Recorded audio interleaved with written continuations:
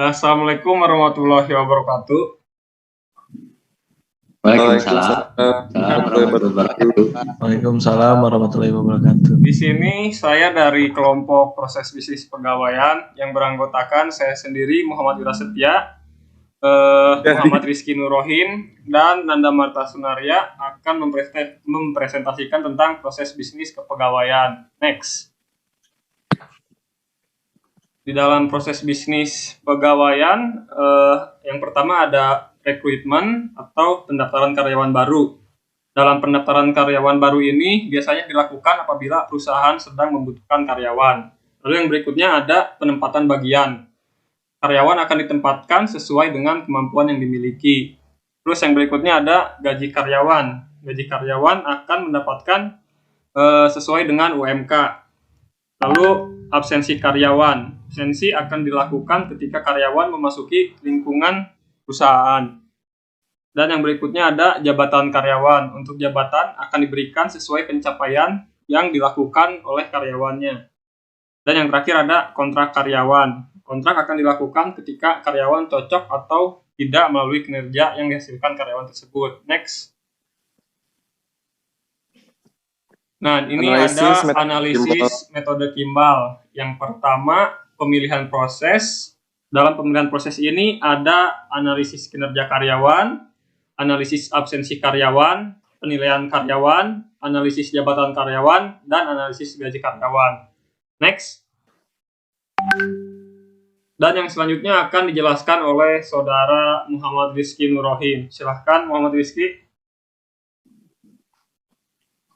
Yang kedua ada pemilihan sumber. Pemilihan sumber ini penilaian karyawan berdasarkan kinerja yang dilakukan, jumlah absen karyawan sesuai waktu yang ditentukan, jumlah gaji karyawan berdasarkan UMK yang telah ditetapkan, jabatan karyawan berdasarkan pencapaian yang dihasilkan. Next. Yang ketiga ada pemilihan dimensi. Nama dimensi tahun masuk, deskripsinya berisi informasi tentang tahun masuk karyawan. Yang kedua ada dimensi CEO, berisi informasi tentang pemilik perusahaan. Lalu dimensi karyawan, deskripsinya berisi informasi tentang karyawan perusahaan. Lalu dimensi gedung, berisi informasi tentang gedung yang digunakan untuk karyawan. Dimensi kontrak, berisi informasi tentang kontrak kerja karyawan.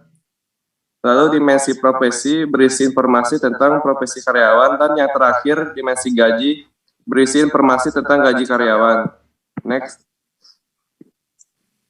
Lalu ada lagi analisis kerja karyawan.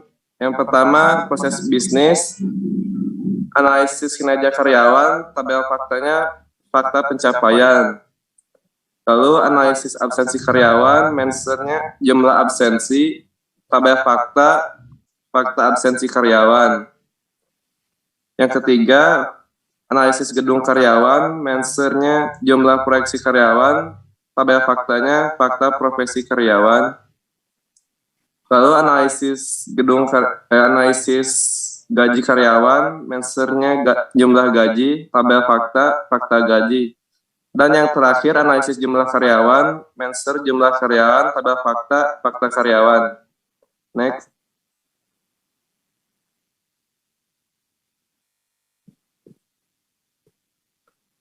Yang kelima ada penyimpanan prekalkulasi tabel fakta, analisis terhadap fakta-fakta yang tidak didapati kondisi prekalkulasi. Selanjutnya akan dibacakan oleh Nanda Marta Sunaria. Dari analisis metode Kimball nomor 6 yaitu melengkapi tabel dimensi. Dimensi tahun masuk berisi tentang tahun masuk karyawan yang di dalamnya terdapat file ID tahun masuk. Lalu yang kedua, dimensi karyawan berisi informasi tentang karyawan yang bekerja di perusahaan, di dalamnya terdapat file ID karyawan, kode karyawan, dan nama karyawan. Yang ketiga, dimensi gedung berisi informasi tentang gedung yang digunakan oleh karyawan, di dalamnya terdapat file kode gedung. Yang keempat, dimensi kontrak berisi informasi tentang kontrak kerja karyawan, di dalamnya terdapat file ID kontrak. Yang kelima, profesi berisi dimensi profesi berisi informasi tentang profesi karyawan, di dalamnya terdapat file nama profesi. Yang terakhir, dimensi gaji berisi informasi tentang gedung gaji karyawan, di dalamnya terdapat file gaji karyawan.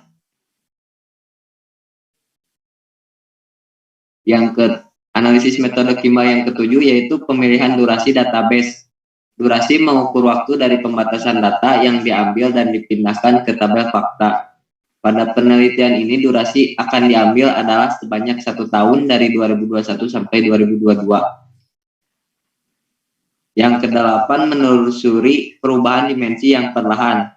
Dari analisa dimensi-dimensi yang telah ada dan juga berdasarkan hasil analisa rekor yang ada selama tahun ini, maka disimpulkan hanya sedikit data yang berubah. Sekian, terima kasih dari kelompok kami. Ya, mungkin presentasi dari kelompok kami cukup sekian. Untuk kelompok lain, apakah ada yang mau ditanyakan atau ditambahkan dari presentasi kelompok kami? Silahkan. Saya mau bertanya, boleh kan? Boleh. Yes. Boleh. Ini tuh biasanya diterapinya di perusahaan-perusahaan apa ya? Kalau proses kepegawaian ini biasanya perusahaan-perusahaan yang tertera dalam pemerintah, yaitu minimal sipil, lalu PT, lalu yang terakhir itu BUMN. Oh, gitu-gitu Kang. Siap Kang. Oh ya, siap. Mungkin Cuma ada segitu yang aja mau kok. ditanyakan lagi atau cukup?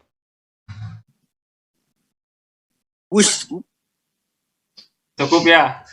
Oke, dikarenakan tidak ada yang bertanya lagi, mungkin presentasi kelompok kami cukup sekian dan akan dilanjut dengan presentasi kelompok Saudara Aditya Rahmat ya.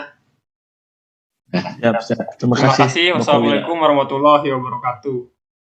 Baik, assalamualaikum warahmatullahi wabarakatuh. Waalaikumsalam warahmatullahi wabarakatuh. Kami dari kelompok proses bisnis penjualan durian akan mempresentasikan sistem bisnis kami. Kelompok kami terdiri dari saya sendiri, Aditya Rahmat, ada Anggi Adriansa, dan Yolanda Fajri Germilang. Baik, mungkin kita mulai aja. Materi akan disampaikan oleh Saudara Anggi. Silakan Saudara. Oke, terima kasih Saudara Adit. Yang pertama ada proses bisnis. Berikut adalah proses bisnis pada sistem penjualan durian. Yaitu ada owner itu adalah pemilik bisnis durian. Yang kedua ada pegawai bertugas untuk mengurusi keuangan dan pelayanan konsumen. Yang ketiga ada pelanggan. Pelanggan adalah orang yang membeli durian kepada owner. Yang keempat ada barang. Poin paling penting dalam proses bisnis penjualan durian adalah barang atau durian harus memenuhi kualitas, standar, dan kelayakan untuk konsumen, untuk dimakan gitu. Yang kedua ada analisis metode Kimball berdasarkan kutipan dari Connolly and Begg 2005 tahun 1187 sampai 1193. Metodologi yang dikemukakan oleh Kimball dalam membangun data warehouse adalah 9 tahapan yang dikenal dengan 9-step metodologi. Yang pertama yaitu pemilihan proses yang dilakukan untuk mencapai tujuan.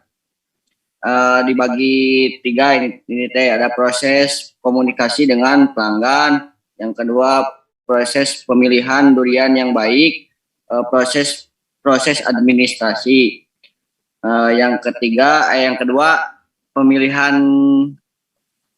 grain adalah proses untuk menentukan apa yang digambarkan oleh record di dalam tabel fakta.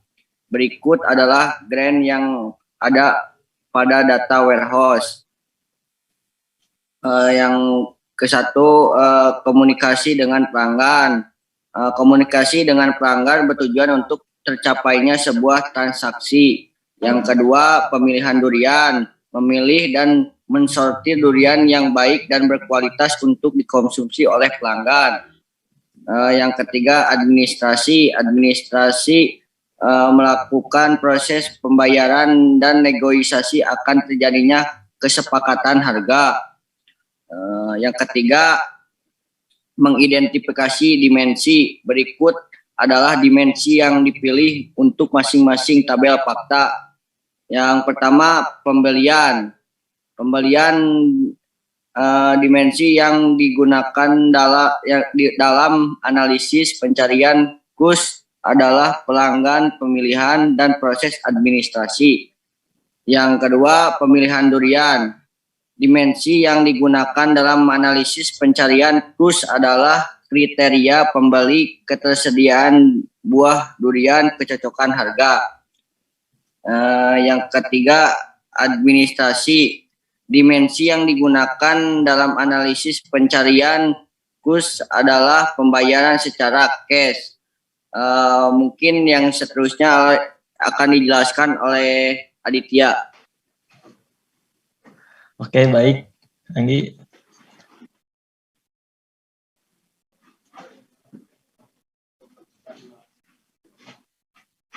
Pilih 4, pilih tabel fakta.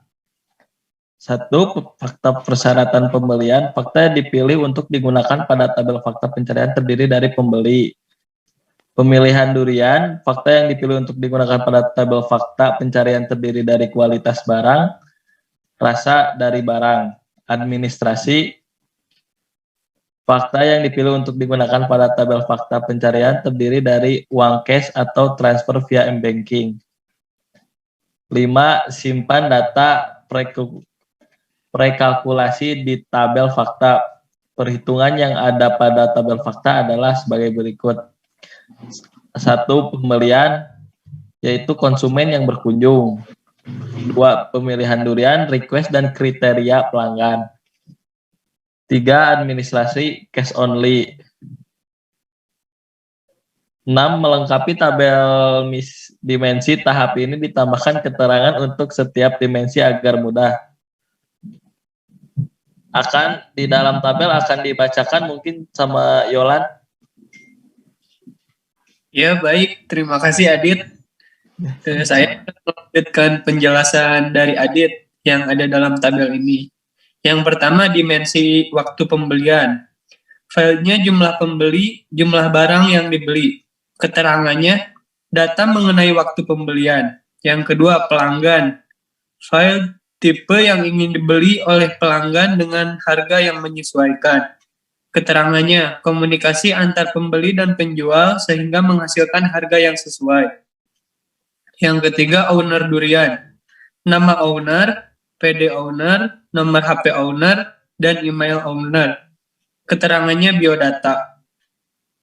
Yang keempat, durian. Filenya tipe durian, harga durian, kondisi durian, dan kualitas durian. Keterangannya data mengenai kondisi dan kualitas durian yang ingin dipasarkan. Nomor 7, pemilihan durasi database. Durasi dari database adalah 1 tahun. Dan yang terakhir, menelusuri perubahan dimensi hasil seluruh penjualan durian. Baik, Segitu. mungkin segitu. Gimana, Lan? Lanjutkan. Ya. Siapa yang ada pertanyaan dari kelompok lain? Ya, Ada yang... Ya, tanda mata senaria.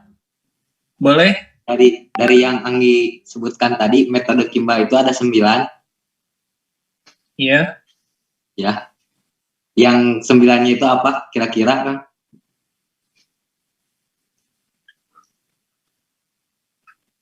Gimana, Anggi? 8, maaf, maaf 8. Oh iya. Kalau pembelian online itu buka online shop atau gimana, Kang? Kira-kira kalau pembelian lewat rekening gitu. Ya, mungkin buka online shop melalui ini bisa dipesan dari IG kan? Di Oh, boleh. Instagram. Dari WhatsApp juga bisa WhatsApp dianterin bisa. ke rumah. Di PO ya Kang. Iya, PO. Ya gitu Ya. PO. Ya, ada lagi? Dipahami Kang, dipahami. Siap. Gimana? Yang lain ada pertanyaan? Cukup. Cukup. Alhamdulillah. Mungkin segini saja dari kita presentasi hari ini. Assalamualaikum warahmatullahi wabarakatuh. Waalaikumsalam. Waalaikumsalam. Waalaikumsalam.